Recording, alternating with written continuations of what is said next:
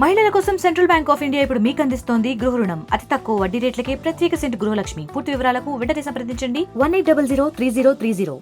విజయవాడ ప్రకాశం barrage వద్ద వరద కొట్టుకొచ్చిన బోట్లను బయటికి తీయడానికి శతవిధాల ప్రయత్నాలు చేస్తున్నారు. దాదాపు 3-4 రోజులుగా బోట్లను బయటికి తీయడానికి ప్రయత్నాలు చేస్తున్నారు, కానీ అవి చాలా కష్టతరంగా మారినాయి. ఈ నేపథ్యంలో ఈ అంశం గురించి మనతో మాట్లాడిన బీజేపీ ఎమ్మెల్యే విష్ణుకుమార్ రాజు ఉన్నారు.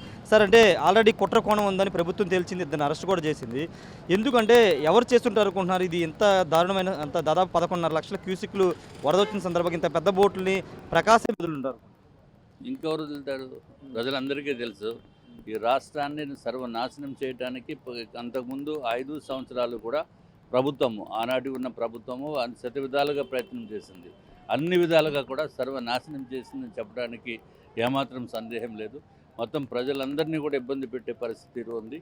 ఎందుకంటే మొత్తం రాష్ట్రాన్ని అప్పులమయం చేసేసింది. 9,74,000 కోట్ల రూపాయలని మన నెత్తిపైన భారం ఉంచిన ప్రభుత్వము జగన్మోహన్ రెడ్డి గారి ప్రభుత్వము.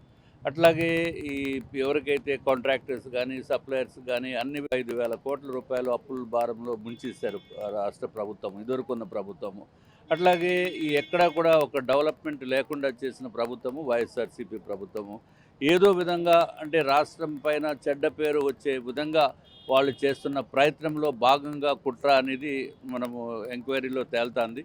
ఈ పూర్తి ఎంక్వైరీ వచ్చిన తర్వాత అప్పుడు కరెక్ట్గా తెలుస్తుంది. ఇప్పుడు ఆల్రెడీ కొంతమందిని అరెస్ట్ చేయడం జరిగింది, ఒక ఇద్దరినో ఎంతమందిని అరెస్ట్ చేశారు. తర్వాత వాళ్ళ టెలిఫోన్ రికార్డ్స్ అవన్నీ కూడా చూసిన తర్వాత ఎంత కుట్రకోణం ఉంది, ఏ విధంగా జరిగింది అనేది పూర్తి నివేదిక వచ్చిన తర్వాత మనము ఎవరిపైన బ్లేమ్ చేసేదానికి స్కోప్ ఉంది. బట్ ప్రైమా ఫేసియా అనేది కూడా తెలుస్తూ ఉంటుంది. ప్రైమా ఫేసియా ప్రకారం చూస్తే ఇది జగన్మోహన్ రెడ్డి గారికి సన్నిహితులుగా ఉంటున్న కొంతమంది దుర్మార్గంగా చేశారు. అది జగన్మోహన్ రెడ్డికి తెలుసో తెలియదో మనకు తెలియదు, కానీ ఇది ఒక కుట్రలో భాగం కిందనే భావించవలసిన పరిస్థితి ఈ రోజైతే మనం చూస్తున్నాం. మన జగన్ గుంటూరులో మాట్లాడుతూ ఈ బోట్లు యజమానులు నారా లోకేష్తో ఫోటోలు దిగారు.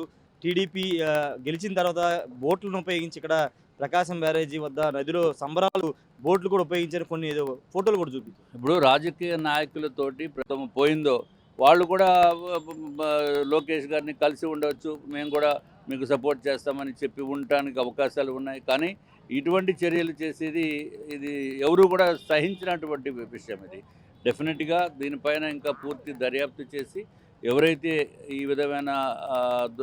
విధమైన ప్రక్రియకి పాల్పడ్డారో వాళ్ళకి తగిన శిక్ష వేయవలసిన బాధ్యత ఈ రాష్ట్ర ప్రభుత్వం పైన ఉంది. అంటే వైసీపీ నేతలను అరెస్ట్ చేసి జైల్లో పెడుతున్నారు. 5 ఏళ్ల తర్వాత మళ్ళీ అధికారంలోకి వస్తాము, అదే జైల్లో మిమ్మల్ని కూడా పంపిస్తామని మీ కూటమి నేతలకి జగన్ వార్నింగ్ ఇచ్చారు. ఇప్పటికే సర్వనాశనం చేస్తారు, ఇంకా వీళ్ళేంటి బొచ్చు వార్నింగ్లు ఇచ్చేది? వీళ్ళేంటి ప్రజలే వార్నింగ్ ఇచ్చారు. 151 సీట్ల నుంచి 11 సీట్లకి దించేశారంటే రాష్ట్ర ప్రజలు నిజంగా రాష్ట్ర ప్రజల్ని మెచ్చుకోవాల్సిన అవసరం ఉంది. ఇంకొకసారి జగన్మోహన్ రెడ్డి కనుక వచ్చి ఉంటే ఈ రాష్ట్రము ఎడారిగా మారిపోయే పరిస్థితి ఉంది. సో ఆ జగన్మోహన్ రెడ్డి గారి మాటల్ని ఎవరు విశ్వసించే పరిస్థితి లేదు. ఆఖరికి ఆయన ఎలక్షన్ రిజల్ట్స్ రాకముందు కూడా మేమే గెలిచేస్తున్నాము 175కి 175 అని చెప్పి ప్రజల్ని పెట్టిన ఘనత జగన్మోహన్ రెడ్డి గారికి ఉంది. ఆయన వాస్తవాలకి జీర్ణించుకోలేనటువంటి పరిస్థితిలో ఏదేదో మాట్లాడుతున్నారు. Thank you sir. ఖచ్చితంగా వాస్తవాన్ని జీర్ణించుకోలేక జగన్ ఏదేదో మాట్లాడుతున్నారని చెప్తున్నారు. ఇది ఖచ్చితంగా వైసీపీ కుట్ర అని చెప్తున్నారు. ఇంకా పూర్తి స్థాయిలో విచారణ జరగాలి కాబట్టి నిజమైన దోషులు ఎవరో బయటికి వస్తారని కూడా విష్ణుకుమార్ రాజు చెప్తున్నారు. ఖచ్చితంగా ప్రజలు చేత్కరించిన వైసీపీ నేతలకు బుద్ధి రాదని కూడా చెప్తున్నారు.